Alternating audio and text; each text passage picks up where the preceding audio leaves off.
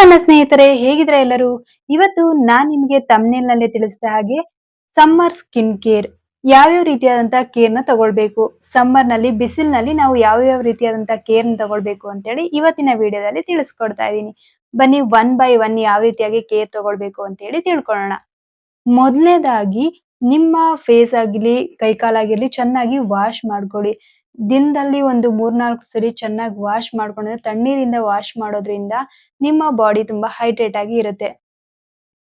4-5 ಸಲಿ ನೀವು ಮುಖ ಕೈಕಾಲುಗಳನ್ನು ತೊಳೆಯೋದು ಮಾತ್ರ ಅಲ್ಲದೆ ಒಳ್ಳೆಯ ಮಾಯಿಶ್ಚರೈಸರ್‌ನ ಯೂಸ್ ಮಾಡಿ. ನಾನು ಸೆಟಾಫಿಲ್ ಮಾಯಿಶ್ಚರೈಸರ್‌ನ ಯೂಸ್ ಮಾಡ್ತಾ ಇದ್ದೀನಿ. ನಿಮ್ಗೆ ಯಾವುದು ನಿಮ್ ಕಂಫರ್ಟ್ ಅನ್ಸುತ್ತೋ ಆ ಈ ಮಾಯಿಶ್ಚರೈಸರ್‌ನ ಯೂಸ್ ಮಾಡಿ.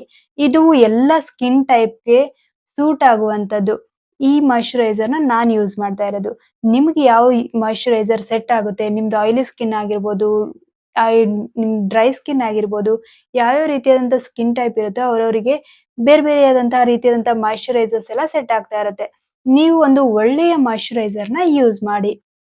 ಹೊರಗಡೆ ಎಲ್ಲೇ ಹೋಗ್ಲಿ, ಮನೆಯಲ್ಲಿರ್ಲಿ, ಹೊರಗಡೆ ಇರ್ಲಿ, ಎಲ್ಲೇ ಇದ್ರೂ ಸನ್‌ಸ್ಕ್ರೀನ್‌ನ ಯೂಸ್ ಮಾಡೋದನ್ನ ಮರಿಬೇಡಿ.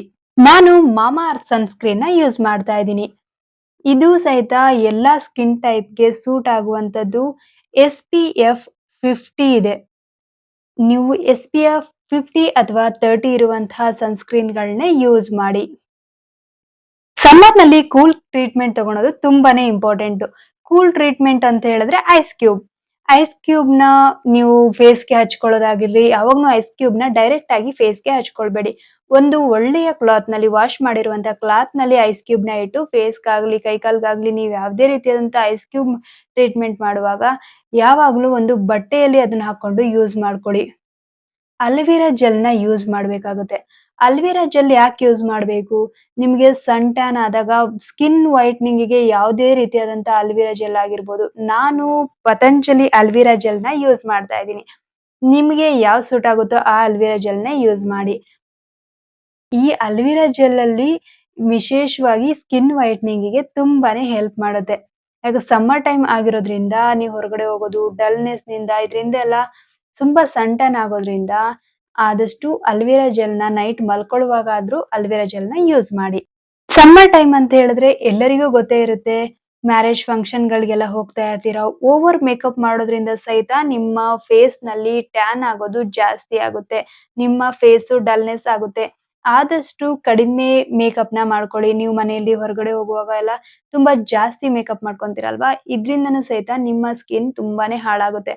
ಅದಕ್ಕೋಸ್ಕರ ಸಮ್ಮರ್ ಟೈಮಲ್ಲಿ ಆದಷ್ಟು ಮೇಕಪ್‌ನ ಕಡಿಮೆ ಮಾಡಿ. ಸಮ್ಮರ್ ಟೈಮಲ್ಲಿ ಕಾಟನ್ ಕ್ಲಾತ್ಸ್ ಹಾಕೋದು ತುಂಬಾನೇ ಇಂಪಾರ್ಟೆಂಟು. ಕಾಟನ್ ಕ್ಲಾತ್ಸ್ ನಮ್ಮನ್ನ ತುಂಬಾನೇ ಸೇವ್ ಮಾಡುತ್ತೆ. ಅದಕ್ಕೋಸ್ಕರ ಕಾಟನ್ ಕ್ಲಾತ್ ನಿಮ್ಗೇನಾದ್ರೂ ಬೇಕು ಅಂತ ಇದ್ರೆ, ಒಳ್ಳೊಳ್ಳೆ ಬಜೆಟ್ ಫ್ರೆಂಡ್ಲಿ ಆಗಿರುವಂತ ಕಾಟನ್ ಕ್ಲಾತ್ಸ್ ಬೇಕಾದ್ರೆ ನಾನು ನಿಮ್ಗೆ ಲಿಂಕ್‌ನ ಡಿಸ್ಕ್ರಿಪ್ಷನಲ್ಲಿ ಮೆನ್ಷನ್ ಮಾಡಿರ್ತೀನಿ. ಅಲ್ಲಿಂದ ಹೋಗಿ ನೀವು ಪರ್ಚೇಸ್ ಮಾಡ್ಬೋದು. ಬೇಸಿಗೆಗಾಲದಲ್ಲಿ ಬಿಸಿ ತಡೆಯೋದಕ್ಕಾಗಲ್ಲಪ್ಪ, ನನ್ಗೆ ಯಾವ್ದಾದ್ರು ಒಂದು ಏರ್ ಕೂಲರ್ ಬೇಕು ಅಂತ ಹೇಳಿದ್ರೆ ಬಜೆಟ್ ಫ್ರೆಂಡ್ಲಿ ಆಗಿ ಏರ್ ಕೂಲರ್ ಫ್ಯಾನ್ ಅಂತೇಳಿ ಈಗ ಸಿಗ್ತಾ ಇದೆ. ಅದು ತುಂಬಾ ಬಜೆಟ್ ಫ್ರೆಂಡ್ಲಿ ಆಗಿದೆ. ನಾನು ಅದು ಬೇಕಾದ್ರೂ ನಿಮ್ಗೆ ಡಿಸ್ಕ್ರಿಪ್ಷನ್ ಅಲ್ಲಿ ಕೊಟ್ಟಿರ್ತೀನಿ. ಆ ಲಿಂಕ್‌ನ ಹೋಗಿ ಕ್ಲಿಕ್ ಮಾಡಿ. ನಾನು ಎಲ್ಲಾ ವಿಡಿಯೋದಲ್ಲಿ ಹೇಳ್ದ ಹಾಗೆ ನೀವು ನಿಮಗೋಸ್ಕರ ಒಂದು ಸ್ವಲ್ಪ ಹೊತ್ತಾದ್ರೂ ಟೈಮ್ ಕೊಡಿ. ನಿಮಗೋಸ್ಕರ ಒಂದು ಸ್ವಲ್ಪ ಹೊತ್ತು ಟೈಮ್ ಕೊಟ್ಟಾಗ ಅದ್ರ ಫೀಲಿಂಗೇ ಬೇರೆ ಇರುತ್ತೆ. ನಿಮ್ಮನ್ನ ನೀವು ಕೇರ್ ಮಾಡ್ಕೊಳ್ಳಿ. ಬೇರೆಯವ್ರು ಕೇರ್ ಮಾಡಿಲ್ಲ ನನ್ನ ಅನ್ನೋದಕ್ಕಿಂತ ನಿಮ್ಗಾದಷ್ಟು ನಿಮ್ಮನ್ನ ನೀವು ಕೇರ್ ಮಾಡ್ಕೊಳ್ಳಿ. ಈ ವಿಡಿಯೋ ನಿಮಗೂ ಇಷ್ಟ ಆಗಿದ್ರೆ ಲೈಕ್, ಶೇರ್ ಹಾಗೆ ಸಬ್ಸ್ಕ್ರೈಬ್ ಮಾಡಿ.